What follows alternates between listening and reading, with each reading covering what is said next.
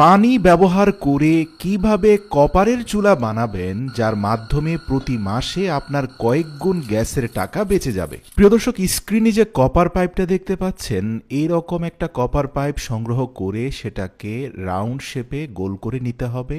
মনে রাখবেন, কপার পাইপের অগ্রভাগটা আপনাকে ব্লক করে দিতে হবে যেন সেখান দিয়ে কোনো গ্যাস বের হয়ে না যায়। এরপরে পুরো পাইপটাকে 3বার মুড়িয়ে নিয়ে যে কোনো একটা পাশে প্রতিটা রাউন্ড সার্কেলের মধ্যে 4টা করে হোল করতে হবে। সুতরাং 3টা সার্কেলে 12টা হোল হয়ে গেলে আপনাকে এই কপার পাইপটা স্থাপন করার জন্য একটা পাতলা কাঠের উপরে 4টা ক্লাম অ্যাডজাস্ট করতে হবে। প্রিয় দর্শক, স্ক্রিনে আপনারা যে ক্লামগুলোকে দেখতে পাচ্ছেন সেগুলোকে আমরা স্ক্রুর সাহায্যে কাঠের মধ্যে শক্তপোক্তভাবে লাগিয়ে দিচ্ছি। আর এই দুটো ক্লাম লাগানোর পরে অপোজিশনেও আরও দুটো ক্লাম লাগানো হয়েছে এবং এই ক্লামগুলোর মিডল পার্টে নাট সহ একটা বোল্টকে এমনভাবে লাগানো হয়েছে যার অগ্রভাগটা ভেতরের দিকে বের হয়ে আছে।